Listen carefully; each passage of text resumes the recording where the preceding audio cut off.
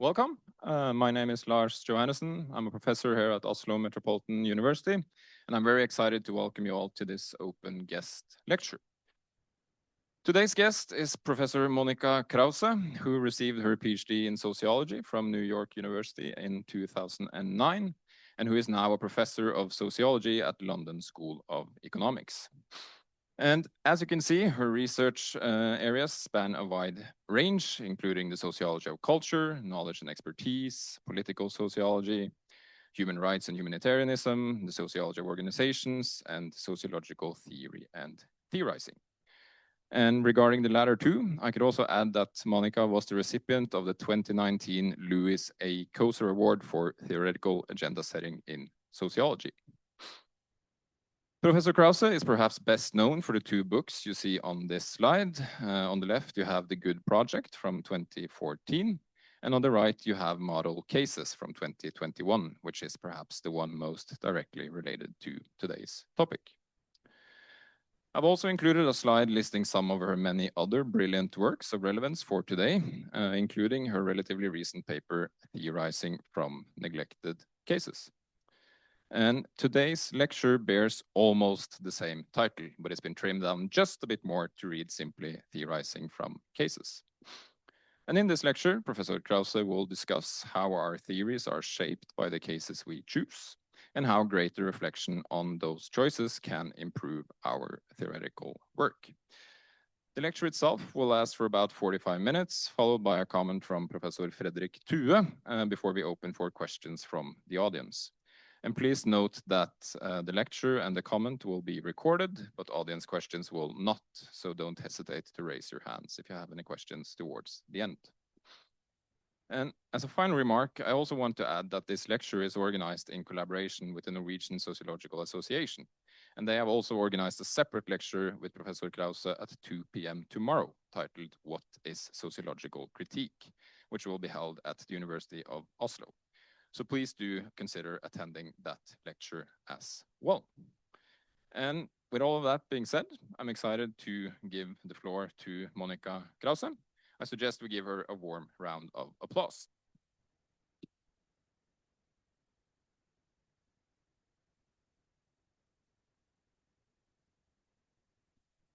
Thank you very much for coming. I'm really glad to be here. My title, I think, raises a set of questions that are perhaps too large for me to address. What are cases? What is theory? Perhaps most generally, the question is, what do we mean when we talk about generalization? I think in general, we have perhaps less clarity about what we mean when we say that than we think we do. I will offer a few observations that I think I can put for your examination, but I'm also very happy to hear your thoughts, your examples, your observations, including those that align with mine and those that don't. So perhaps we can have a discussion after this event, but also perhaps on future occasions. I'll begin with some observations that are empirically oriented before moving to normative discussions, normative in the sense of methodological. What are the implications in terms of our research practices, both individually and collectively? And this normative argument is centered on this notion that we can benefit from researching and also just thinking more about what I call neglected cases. My argument starts from observations about similarities between the life sciences on the one hand and the social sciences and humanities on the other hand. You see in this picture a type of leech, Drosophila, a type of frog, a mustard plant, a mouse.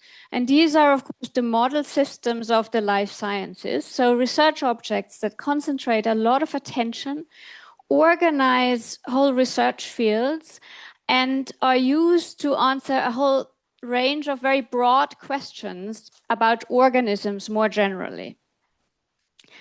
In the book that Lars mentions, I explore the similarities between these practices and some practices in the social sciences and humanities, as well as some differences. I think we're doing something similar in focusing attention on some objects rather than others. That's my initial list from 2012 article with Michael Guggenheim. The claim here is not that there is no research on other cases. It's not a purely quantitative claim in terms of attention, but that there's something going on in how we allow certain cases to shape the concept itself and then attribute a capacity to generate theory to some objects rather than others. It's a basis for discussion. I note already that these are claims I make about norms, and these norms vary in ways I think can already be apparent. So sometimes they're quite loose in terms of what the invitation is that should be the privileged case. So the English working class has, I think, been a privileged case. I think if it's the north of England, that is an advantage in terms of general enthusiasm, but there is no very strong prescription in terms of locality beyond that. Gwenel-Roth has shown that the French car industry has not just generally shaped the sociology of organizations, but it's specifically Renault and it's specifically Billancourt, which is within easy reach of Paris. And therefore convenient for researchers as well as intellectuals like Sartre to go and distribute leaflets. So there's a sort of cultural significance to that as well. I also note that these cases are changing. So my claim is not a strong claim, but an invitation to observe how they're changing. It's very clear in the sociology of cities where Janice Robinson has traced the focus on certain European cities and then Chicago. I don't think it is Chicago. In the late 90s, there was a debate about LA. And when I read these sources, it is striking how people in the late 90s saying, no, it's not Chicago, it is LA. This is the city now. With really no mention of cities in other countries or indeed the global south. I think in the field, there is now a significant shift of attention to the global south. I think it's still focused heavily on some cities that are large, growing, and iconic. Different aspects of urban development have different sites that are privileged for studying and so on. That diagnosis is based on a heuristic distinction between material research objects on the one hand, so that concrete thing that is accessible for data collection, and epistemic research object, which is more conceptual and is shaped by a specific discipline. This distinction is, of course, something that's situationally achieved, and there's now a good literature. I'm thinking, for example, of the work of Susanne Wagenknecht on casing as a practice. And it's not necessarily always clear beforehand how things will be presented afterwards. So this is an ongoing practical process, but there is an instrumentality that tends to be emphasized, certainly in the final presentation of research. In that distinction, I was influenced by an article by Mary Poovey, who drew the parallel between the canon in literary studies and the model systems of biology and the life sciences. She highlights the notion of genre as key to literary studies' insistence to be a discipline that's different from general criticism. And the interesting thing about sociology is that we don't quite have a very strong systematics of the objects that we make epistemic targets. Though, say, in systems theory, there is an attempt to propose that. How are material research objects selected?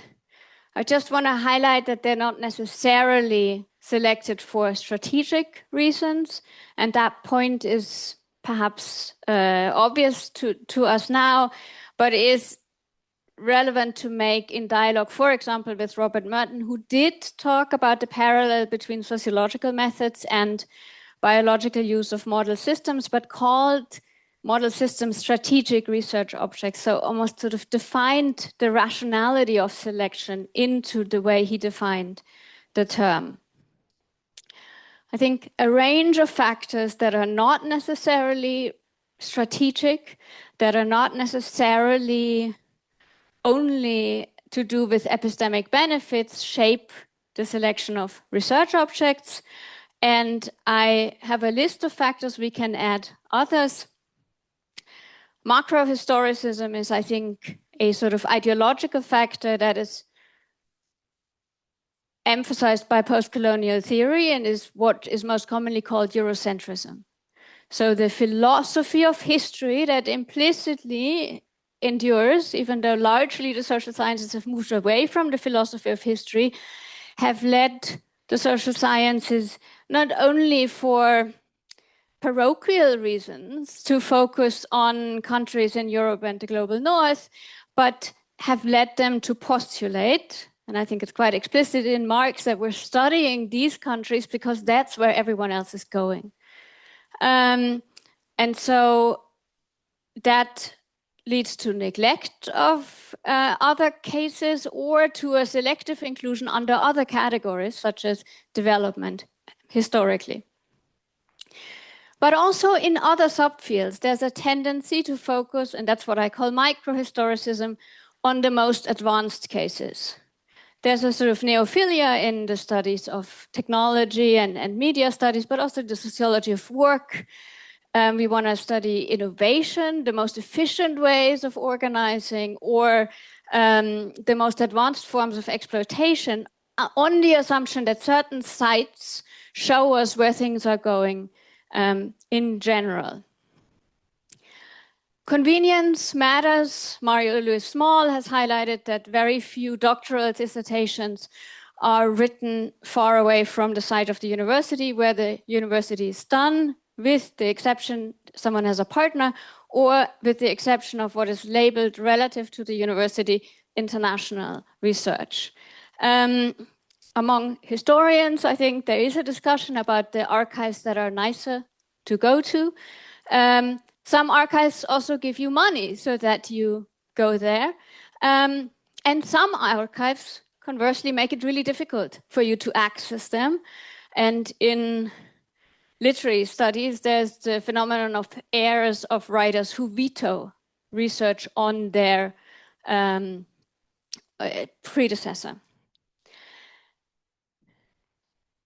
There is some cognitive bias element to this, and some of these cognitive biases, I think that we can find traces of, are biases where the researchers partake in biases that are also prevalent in the general population.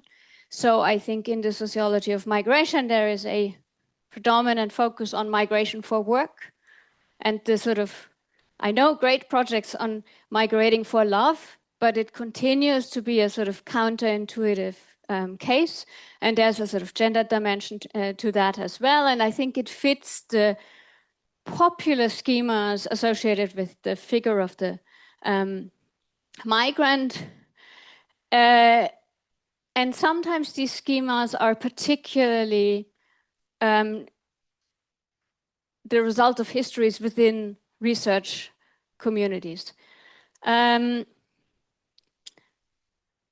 Institutional aspects of what is labeled international science play a role. Writers from the social sciences, from the Nordic countries, have played an important role in sort of creating a published record of experiences, publishing based in small countries with Anglo-American journals, being asked to explain some just general things that a graduate student in Chicago might not know about Finland or the Netherlands or Norway. And so there is some reason to think that certain cases have an easier time to get into certain journals. And that I am not sure actually that this leads preemptively to a selection of courses, but people are worried about what can I do? What do I need to do with my case so that it can enter the general conversation so labeled. So moving towards questions about implications of some of these patterns. I want to talk about strategies of theorizing that arise from the particular location that a case has in that collective map of neglected versus model cases.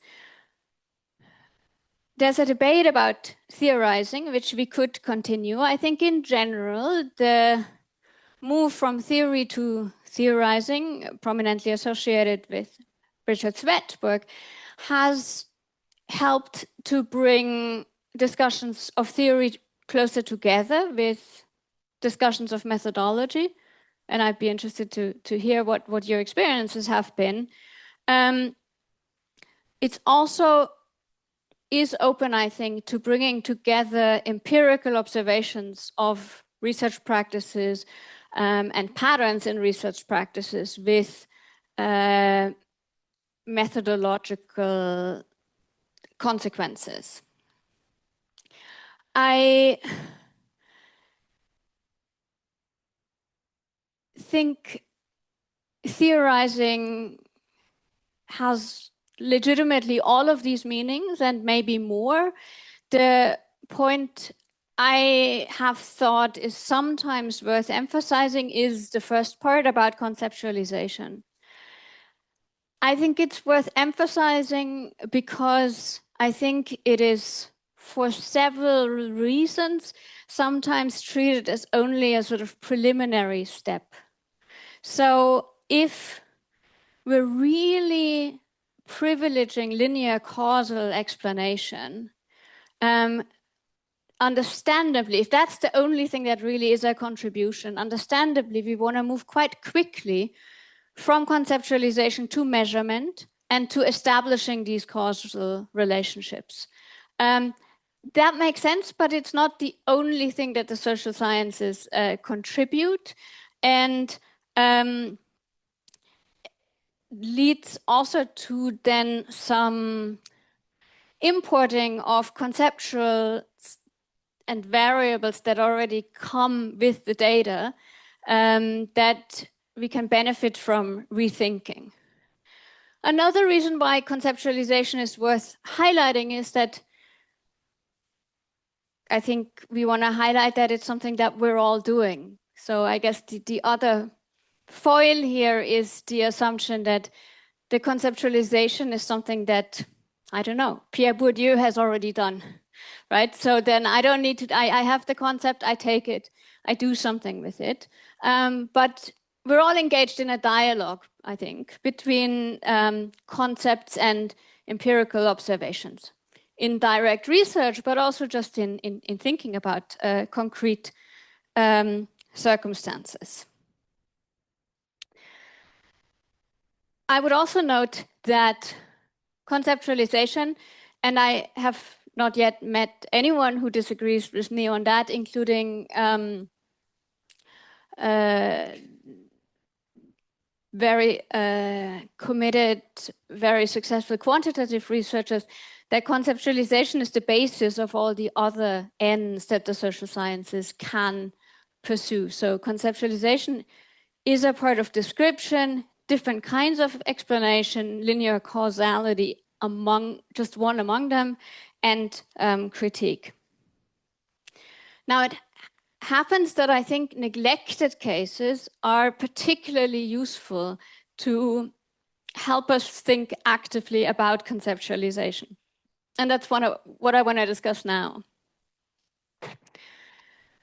So briefly, what do I mean by neglected case? A neglected case is neglected vis-a-vis a particular category. So if we think about India, for example, I think it is quite a prominent case in relationship to the category of development or South Asian studies. And I have met researchers who work on Bangladesh and for whom that is sort of what they are annoyed about, that everyone knows about India and they have to explain the specificities of Bangladesh. In the political science conversation about democracy, on the other hand, I think India is a neglected case. And we can think of a range of other examples like that. So just a few examples of neglected cases in the way I conceptualize it. Historically, at least, queer families were a neglected case. The global South and the global East neglected in general, but also in all the specific subfields. So there's a great book on the professions in the global South by Nitsan Shorev and colleagues, and it's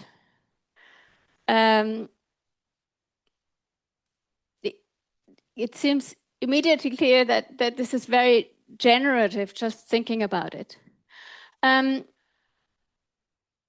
Small countries, and yes, in this cases of Luxembourg and Switzerland, I guess there's a future of a sort of strong finance element, right?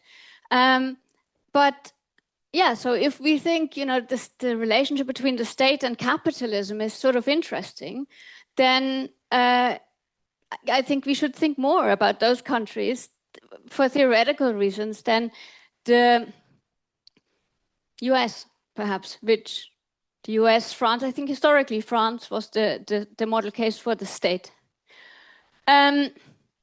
Middle-sized cities, Matthew Hilgers made that point. The majority of Africans who live in cities live in middle-sized cities. And in general, also in the US, also in Germany, perhaps also I would bet also in Norway, there's a neglect of middle-sized cities. And then in terms of the African middle-sized cities, there was a big gap, which Jenny Robinson has sought to address with work on ordinary cities and so on. But these are neglected cases with regard to a category. So if I had to spell out, and I'm going to go into a bit more detail after, what neglected cases allow us to do is that they challenge assumptions associated with concepts. And they do that because concepts are implicitly shaped by central cases. That means they help us unbundle the properties that come bundled together in the concept and allow us to help develop what I would call a more symmetrical vocabulary for the epistemic targets of our fields of inquiry. I want to say a few more things about what a neglected case is. Just very simple, right? But there is a distinction between cases and approaches. And the demand to claim innovation in publications leads us all, I'm sure I've done it, to say, well, no one has quite looked at this object in this way that I'm now proposing, and I hope this is helpful, and so on. And that is generative, but looking at a different case is a different way of trying to get at innovation, I guess, or a contribution. I think innovation is perhaps too strong a term for the social sciences. I want to highlight that there is a distinction between the neglected case and the case that is marginalized in society. So the ESA theory section had a annual conference recently, a few years ago, Theorizing from the Margins. This often is associated with standpoint theoretical approaches, concerns about social justice, concerns about marginalized knowledges, and so on. I think this is very generative. I'm not against this at all, but the theorizing from a neglected case takes a different starting point and looks at marginalization among research objects, which is a sort of logic of its own. It might interact with some of these other marginalization processes, but it doesn't always. Wayne Breckus has pointed out that sociology actually has had a tendency to focus on the marked case of concepts rather than the unmarked cases. So the sociology of gender has done a lot more on women historically than on men. So the neglected case, I know there's masculinity studies is a field now, but the neglected case historically in gender studies is men, not women. Women is the model case of gender studies, which is a field which has shown that in a lot of, say, design question, the model has been a male user, right? But within gender studies, the established story is we're looking at women. And in a number of other cases, the neglected case is not necessarily marginalized. So Luxembourg and Switzerland are not poor or occupied or any of these features of marginalization. I'm also interested, for example, in philanthropy because of my work on humanitarianism. Right-wing philanthropists, I think, are understudied. The field has focused on progressive philanthropists. Right-wing philanthropists are not at all marginalized. Mission agencies are cognitively marginalized in research, but not necessarily in the world. Carlo Ginzburg is someone who has made the case for anomalous cases. I always struggle with that word. And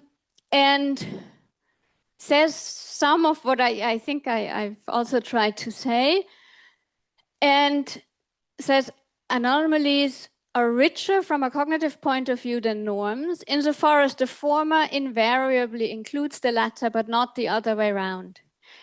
I was once at a talk by Ginzburg, and I think he was fundamentally undecided of whether he meant marginalized in research in that talk or marginalized in society.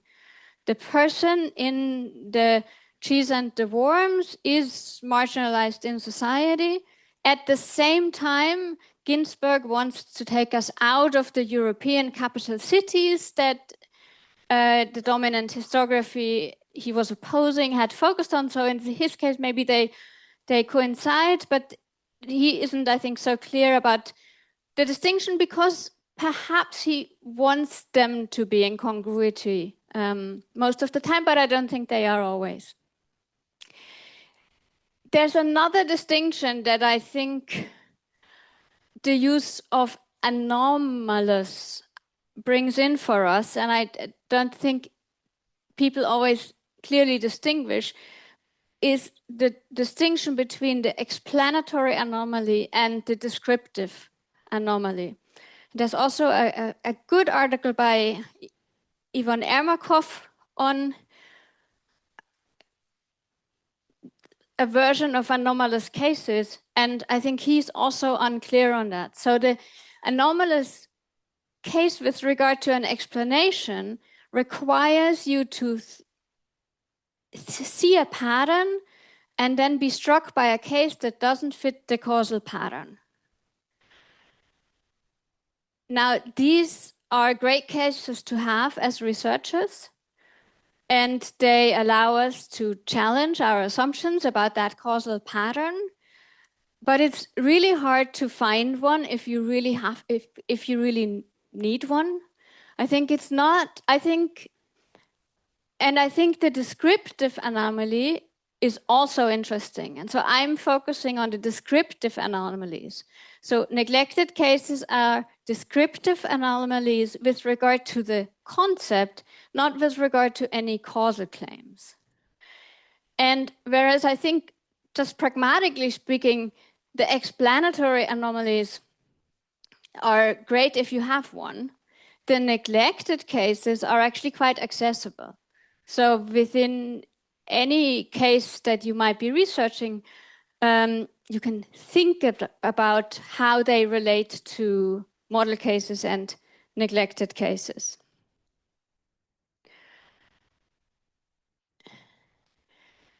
So with this unbundling, I think we're interacting with some dimension then of generalization. It's, I think, the case that when we bundle properties in a concept, we sometimes can't avoid making causal assumptions.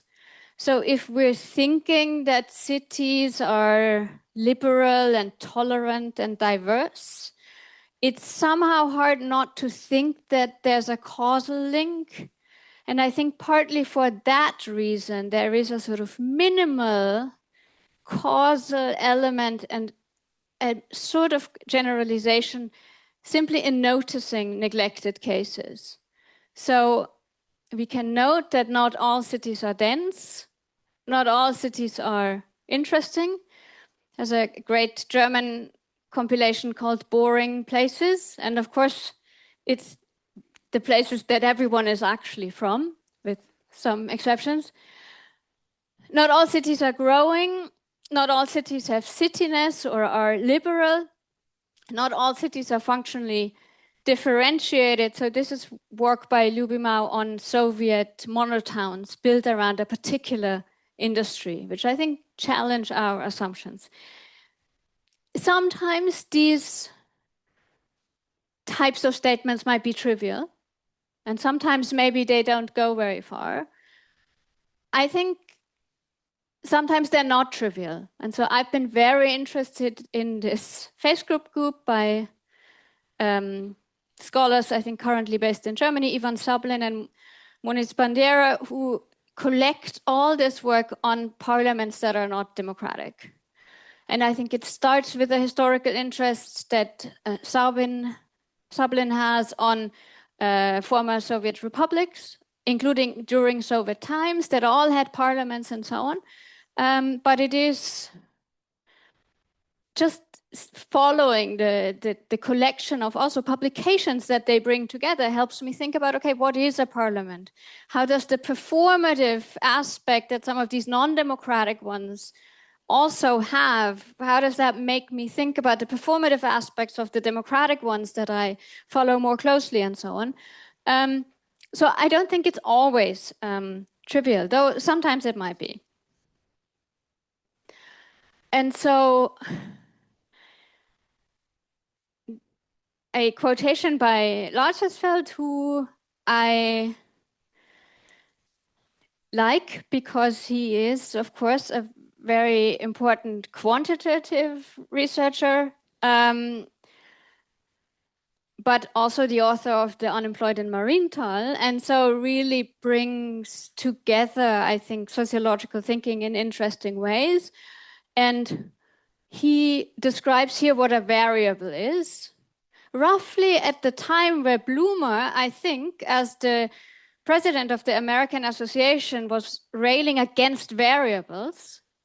So a contested term, but to me, it seems that this is not at all limited to quantitative research. And what we're doing with this unbundling is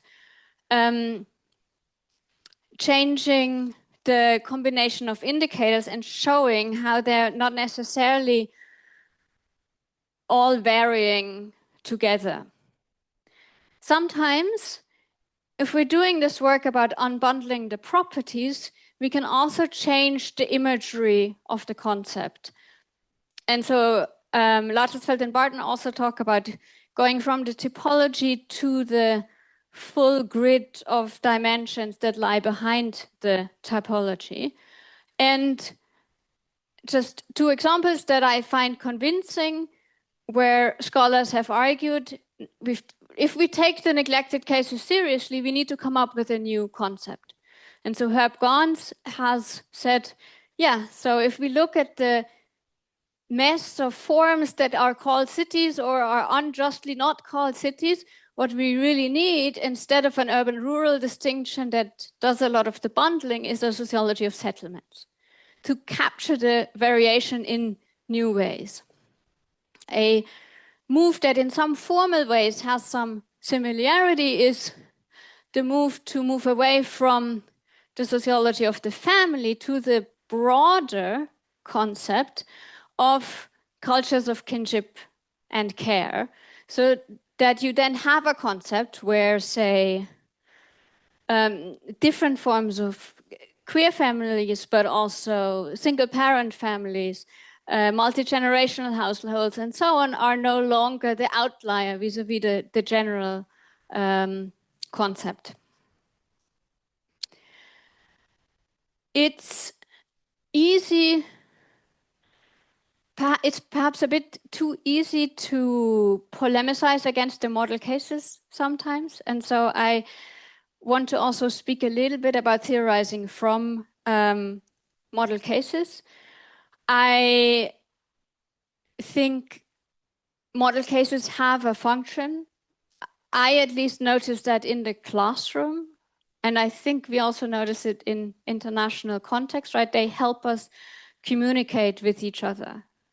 I can't help in my teaching but talk about the US. My students are largely not from Britain. That's the one thing where I kind of assume that everyone might read the news, right? And we also do this in research. So there was a book by Gertrud Pfister on sports, was in Copenhagen, on American sports as the model case. So very specific, okay, let's use this as our example. I think it also, this is one description of how the biologists justify the use of model cases. So it allows study systems to be studied in great detail and breadth, and paves the way for synergies through the accumulation and sharing of large data sets, tools, infrastructure, standardized research protocols, and knowledge from multiple disciplines. One advantage that model systems have, I think, for the life sciences that we have also used as social sciences is that if we're focusing on the same case, we can highlight theoretical differences. And I think there are lots of good reasons to study the French Revolution, perhaps some bad reasons, as in default reasons, you know. But it's definitely played the role, if you think about the history of historical sociology, to highlight theoretical differences. Do you want a cultural explanation? What is a cultural explanation? What does the Marxist explanation look like, right? What does it mean if you focus only on practice? What if we now really make gender central, right? By thinking we're talking about the same case, we can put theory into the conversation in some ways. I think in some ways, actually, perhaps model systems are, or model cases are more important for the sociologists and social scientists because our objects are sort of precarious as entities. So I think organizations are real, and I think we all know that, and I think also the general public understands organizations are real. But in what way? You can make a complicated problem, but if you start with an example, you can explain it, say, to non-sociologists much better. But there are, I think, some presuppositions for really making good use of model cases. And there, I think, remains a large difference between the natural sciences, who are very explicit about their use of model systems. They're largely, sometimes they might just sort of assume that because they've shown it in a mouse, it works in humans in talking. But they are working on particular systems and they label it as a particular system. They are asked to explain which model system they're working on in their grant applications. So I think to have the sort of cumulative benefits of focusing all this attention on some cases, we need to also label them as cases rather than just studying them by default. And we also want to think about the fact that they're not empirically stable. So what the natural scientists are doing is a lot of work into making sure that everyone has the same mouse. So they are circulating genetically identical copies, and that's not possible with a profession or even with a city where researchers often go to different neighborhoods without always then talking about what it means that I studied Chicago in that neighborhood at that particular time, rather than a different neighborhood at a different time.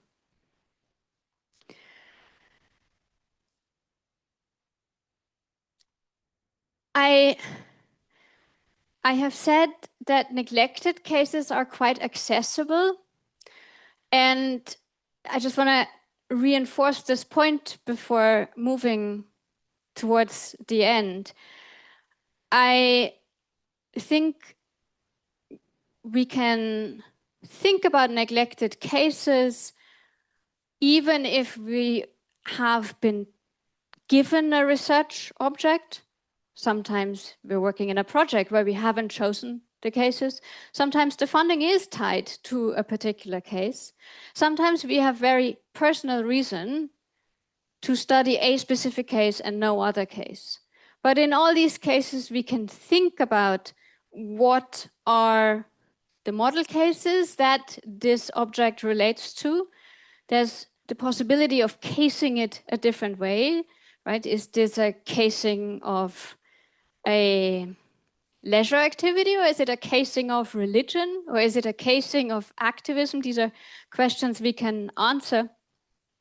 But in order to do that, I think we have to be more open to what it means to include a case in a study. So I think we spend a lot of time thinking about, in grant proposals, in dissertations, in books, what are the cases that I'm studying and what are the cases that I'm not studying? And I think it has to do, and I think sometimes we do that at the expense of just thinking about the broader range of cases. It has to do, I think, with the requirements of certain forms of causal explanations that are not always relevant to all the projects that still labor over this question.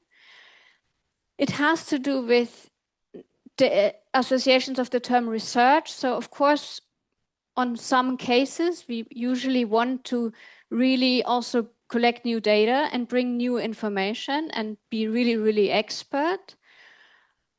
But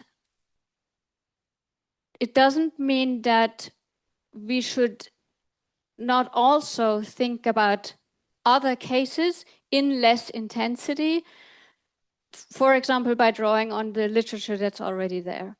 And so this notion of the asymmetrical comparison is to label the practice of a comparison where you're not paying equal attention to all the cases that you are considering. I'm moving towards conclusions, and I'm mostly wanting to invite comments and objections. And objections, for example, to the notion of theory that I'm implying, which is not all of the notions of theory. Also the notion of case, which is in itself a complicated thing.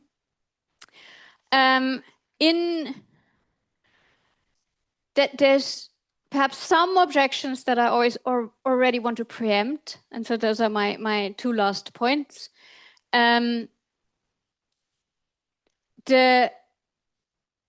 logic of model cases, and with that then the counterbalance of neglected cases, is only one of the logics which organize generalization, I would say. I would prefer departicularization, just because it's a little less, there's one way to do it, and don't get it wrong.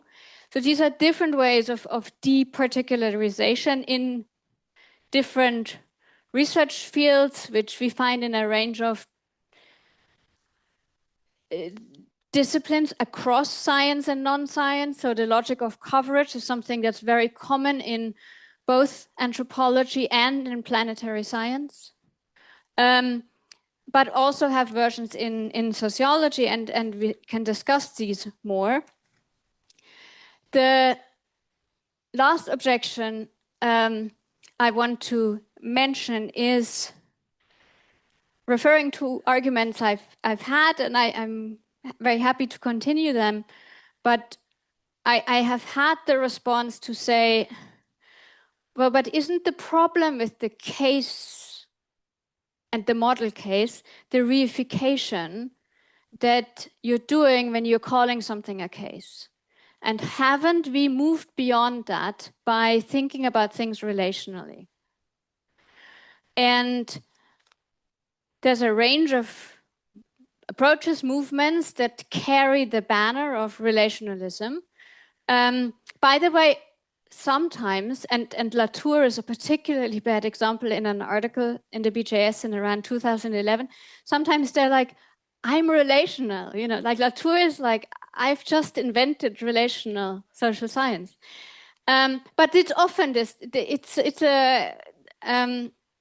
don't always observe each other doing a similar thing. I think it's an important thing, and I think it does address the model case problem of unreflected over attention. But it doesn't entirely get rid of it, as is sometimes thought. And so, just brief example of how it does address that, and then how it doesn't fully get rid of the problem. So I had Andrew Abbott in the audience, and he said, yes, I was writing the system of profession specifically to get away from this focus on doctors. And I think it's absolutely a response to this problem. And if I take myself both as a good and a bad example, but I start with good, I wrote my PhD on the humanitarian field, and it does situate the central case, which is MSF, in the broader set of organizations who access similar kinds of funding and do similar kind of work. And the focus on MSF was very strong when I did this work, and it keeps going.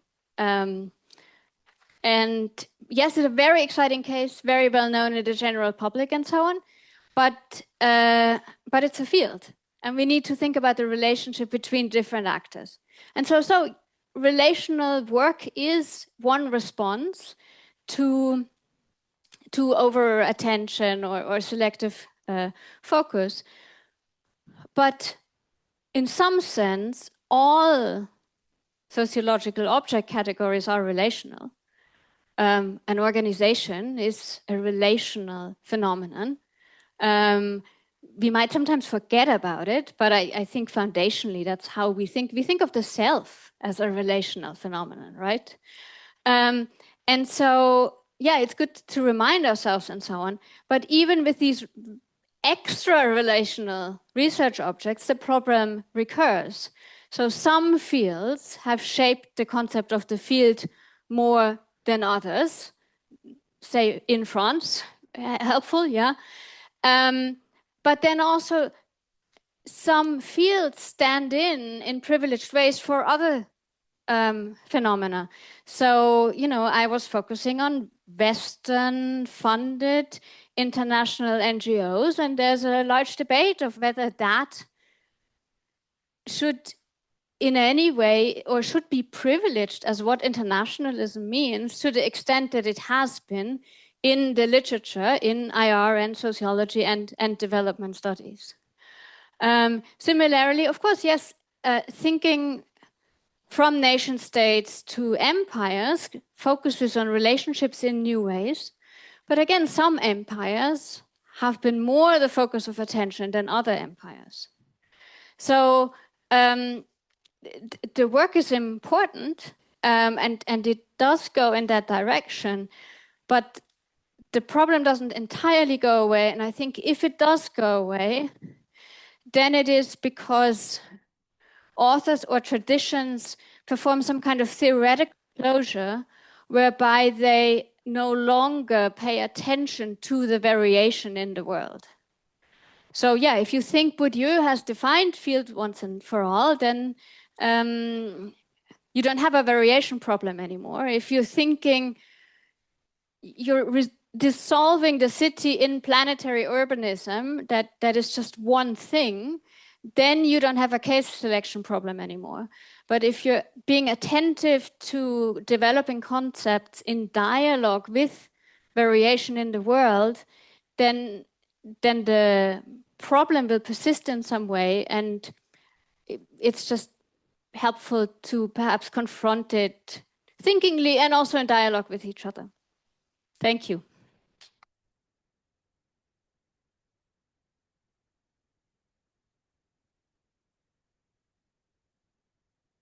Okay, thank you, Monika.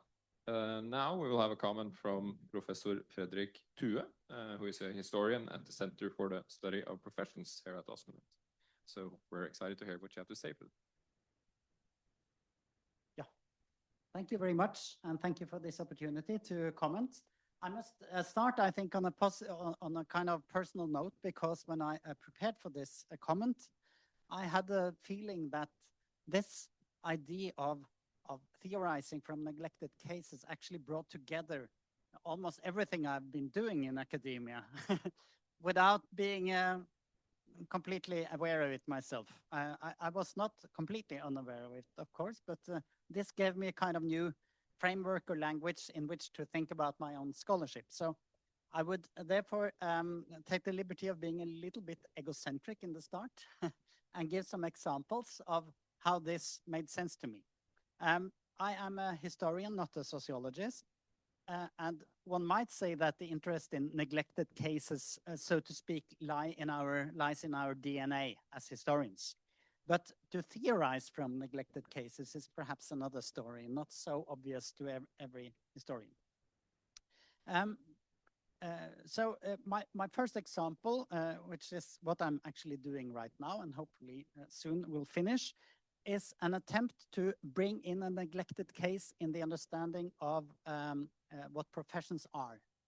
Because when I came to OsloMet, I came from university history, and I found it a bit strange that these occupations that were being educated at OsloMet, when called professions, they were often implicitly compared with doctors and lawyers, which, as you know, have been the number one model cases in the theory and sociology of professions.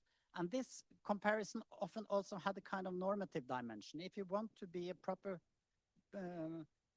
profession, you have to become more similar to doctors and lawyers, or doctors or lawyers. And I got an initial hunch, perhaps from my my work in the history of universities, that medicine and law, there are two of the three so-called higher faculties. What about the highest of all of them for several hundred years, the faculty of theology? So I thought by bringing in the pastors, the Lutheran pastors in this case, perhaps it would throw some light at some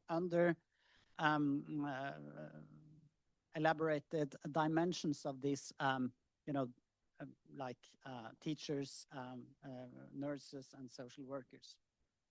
So I turned, I made a big turn back to the Reformation in order to understand this Norwegian or Danish Norwegian pastors, and which became a much lengthier journey than I could, than was responsible actually. But anyway, I cannot say so much about this project because it would obviously transcend the time I have. But just a couple of points. The Lutheran pastor in the absolutist Danish Norwegian state, he combined, you might say, he combined the spiritual and the worldly office. The pastor's authority as obrigkeit, øvrighet, was bolstered by the state, while the pastor, on the other hand, provided the state or the kingdom with some kind of spiritual authority. And this kind of back and forth between spiritual and worldly, of course, adapted to modern secular society, made sense to me. And also, of course, the pastor as the front line of the absolutist state. There is much talk here at OsloMet and also at the Center for Study of Professions about street-level bureaucracy. Well, here is the street-level bureaucrat of the absolutist state, the pastor out in the parishes. And then, final point, the pastoral role was transformed in the 19th century, democratized, one might say. The pastor could no longer lean towards his office in order to legitimize his authority, but he had to show his personal credibility as a true believer. And also, then he had to try hard to live as he preached, and he should also have the ability to reach out to the parishioners' religious sensibilities and needs. And this also made sense when thinking about teachers, for instance, or nurses or social workers. And there is a discussion in the history of pastors whether or to what extent this transformation should be interpreted as a professionalization or a deprofessionalization. So there we are in court questions about what the profession is. Okay, I have also two other examples which I would refer to more briefly. The first is, sorry, I decided to go the opposite way of what I had planned. The second example is my PhD about the history of Norwegian social research and the way in which Norwegian post-war social research was inspired by and bolstered by American social scientists and American social science. And from there I see how Norwegian social scientists brought in Norway as a neglected case into international social science, and specifically perhaps the most important and internationally renowned Norwegian social scientist of that generation, Stein Rokkan. He was very interested in political sociology, and political sociologists like Lars, who happened to be the first American sociologist in Norway to help the Norwegians build up their own scholarship in 1948. He and other political sociologists thought in terms of social psychology. So in order to explain the behavior of the American voter, and in order to explain why they sort of were pushed towards the middle, they spoke about how they were exposed to cross pressures in their psychological fields. But that did not make sense in a Norwegian case, because workers voted with the Labour Party, bourgeois people voted with the Conservative Party, and so on. So instead, Rokkan introduced his theory of crisscrossing cleavages, which you might know, a much more historical sociological approach, which actually proved to be more fruitful to international comparison than this American concept. So that is my my second. And my third from university history is something that I thought was familiar to you as a German English speaking person. The difference between the German concept of Wissenschaft and the English concept of science. So we say that in the 19th century, the German university, which was called the Wissenschaftsuniversität, was that was the model case. And not only in a theoretical sense, but also in the sense that countries all over the world almost try to emulate this model. And in the 20th century, it was the American Research University that was emulated.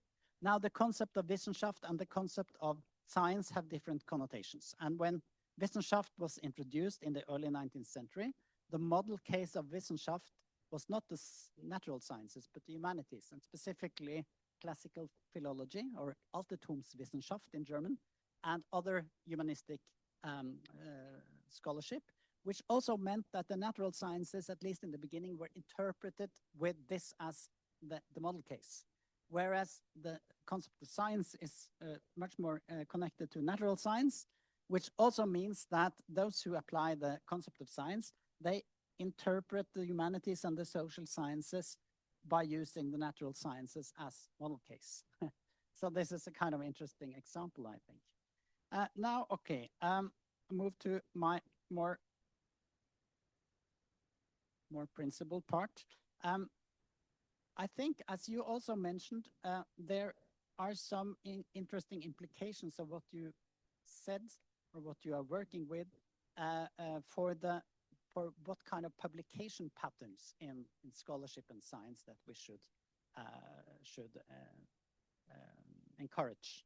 I think the tendency to publish in English and to adapt diverse national academic cultures to an American model case, so to speak, and perhaps even to think about an American scholar as a model reader when we write, is problematic for many reasons.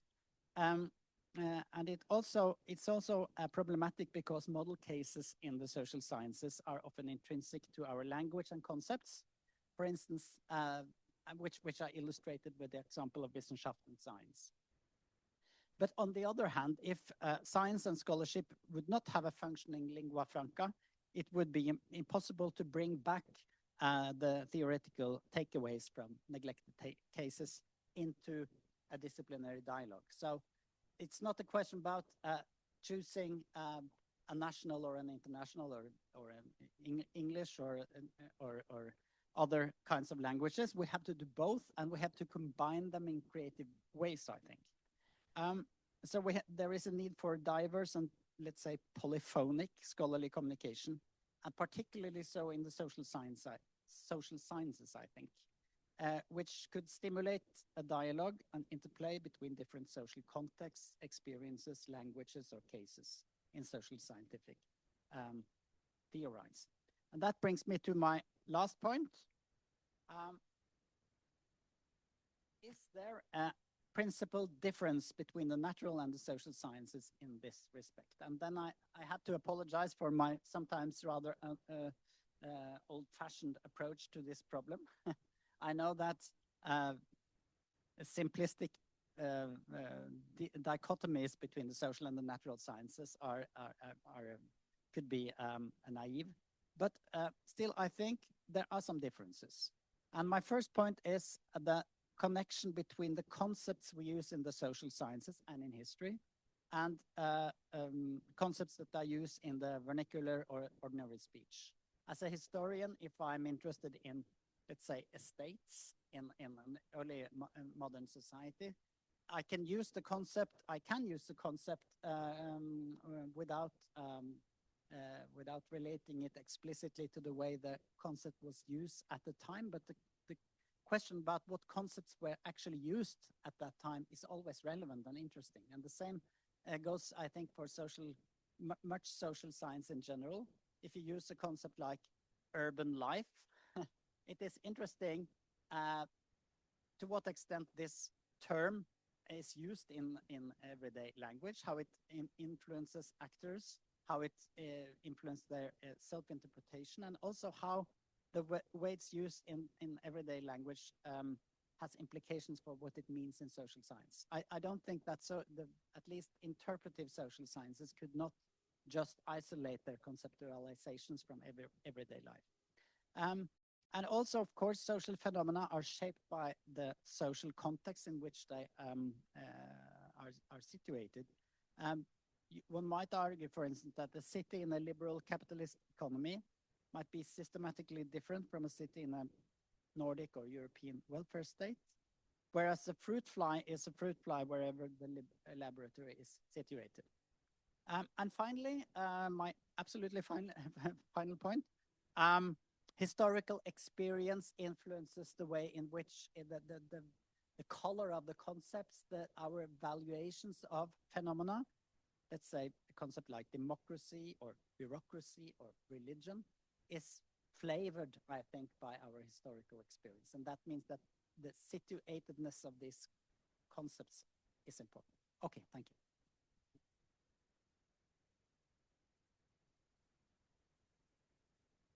Thank you, Fredrik.